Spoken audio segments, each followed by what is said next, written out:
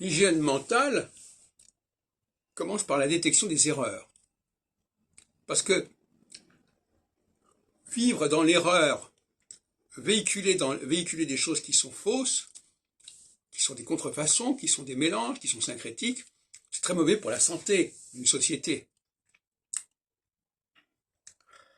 D'une certaine manière, l'idée de nation est une notion syncrétique. On va mettre dans une nation des populations totalement différentes, en laissant croire que c'est ça qu'il y a un dénominateur commun, mais c'est un dénominateur commun qu'on impose de l'extérieur, qui ne correspond pas à une réalité sous-jacente. Donc, la socialité, au sens astrologique du terme, c'est une notion syncrétique. On veut laisser croire que des choses différentes sont des synonymes, qui veulent dire la même chose, sous des noms différents.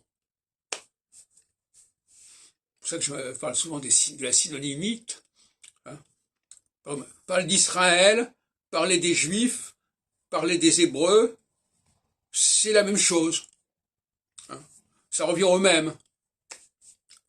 C'est interchangeable, ce sont des mots interchangeables. Ça, c'est du syncrétisme. Et à un moment donné, il faut dénoncer ce syncrétisme. Il faut le pourfendre, il faut le révéler, et on s'aperçoit que finalement, au lieu de faire une sorte de fuite en avant, il faut déjà corriger les fondements des langues, les fondements des religions, etc. C'est ce qu'on appelle en hébreu le tikkun. Le tikkun, c'est la mission de la correction et donc de la signalisation des erreurs, tout simplement, qui est une valeur très importante pour le judaïsme. Et beaucoup de juifs, d'ailleurs, se sont distingués dans cette capacité du tikkun. Même un Einstein, par exemple, il fait du tikkun.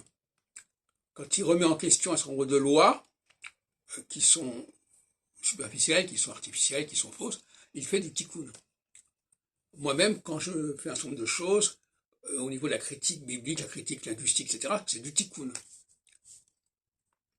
Et je suggère, j'en ai déjà parlé dans une vidéo, que l'on développe les tests de la capacité de tikkun chez les individus et chez les enfants.